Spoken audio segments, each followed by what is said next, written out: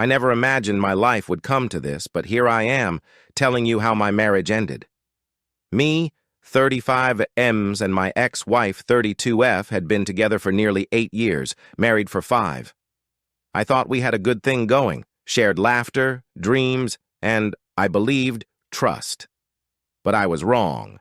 It started with small things, little changes in her behavior that I tried to ignore. She began working late more often. Her phone always seemed glued to her hand, and there were these hushed conversations that ended abruptly when I walked into the room. I told myself she was just stressed with work, that I was being paranoid, but the doubts wouldn't leave me. One night, she told me she was going to a work event. It didn't sit right with me. Something was off in the way she said it. So I decided to follow her, something I never thought I'd do. I felt like a madman, but the need to know the truth outweighed the guilt. I drove a few cars behind her, feeling my heart pound harder with every turn. I thought she'd lead me to some restaurant or bar, but she didn't. She drove to a house, one I didn't recognize, and parked in the driveway. I watched her walk up to the door, hesitate for a moment, and then the door opened. A man greeted her, someone I had never seen before. They embraced, kissed. There was no doubt about what was happening.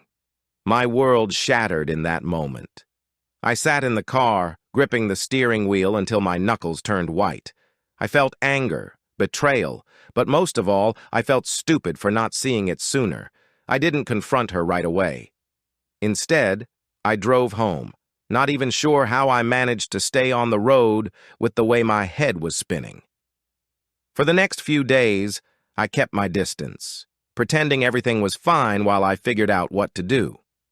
I went through her phone when she was asleep, and there it was. Messages, pictures, plans for their next meetup. It was all too real. The betrayal was undeniable.